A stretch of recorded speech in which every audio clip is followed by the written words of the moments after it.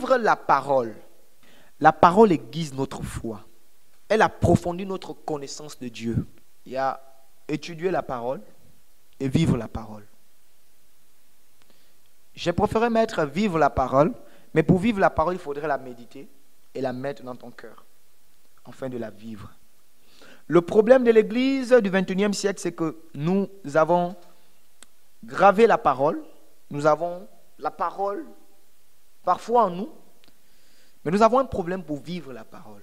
Une Église préparée au retour du Seigneur, c'est une Église qui fait de la parole quelque chose de cher. Ça veut dire que cette parole devient chère en nous. Voilà une Église préparée au retour du Seigneur. Pas une Église qui médite seulement, mais une Église qui vit la parole. Pour que notre foi soit aiguisée, il faut vivre la parole. Parce que quand il dit, quand je reviendrai, est-ce que je trouverai la foi dans l'Église, est-ce que je trouverai la foi sur la terre? Pour que Christ retrouve la foi, il faudrait que nous puissions vivre la parole. Oh, chaque matin, tu te lèves, tu passes des journées. Est-ce que quand tu t'assois en soirée, tu te dis, Seigneur, est-ce que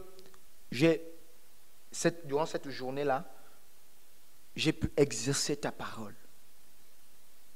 Durant cette journée, est-ce que j'ai pratiqué ta parole?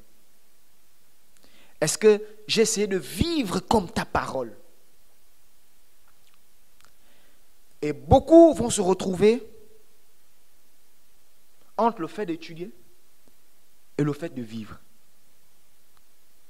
Donc, tu as beaucoup de personnes qui maîtrisent des versets, tu as beaucoup de personnes qui connaissent des versets, mais qui ont du mal à vivre ces versets-là. L'amour est l'une des plus grandes forces. Et oui, et je pense que si l'Église a souvent raté, parfois, parce que je crois que l'Église est en train de revenir à son but premier, mais si l'Église que nous sommes, parce que quand je parle d'Église ici, ne voyez pas les quatre murs, c'est l'ensemble de ces croyants, l'ensemble de ces chrétiens qui ont leur vie à Christ. Si l'Église a parfois raté son but, ce n'est pas manque d'amour.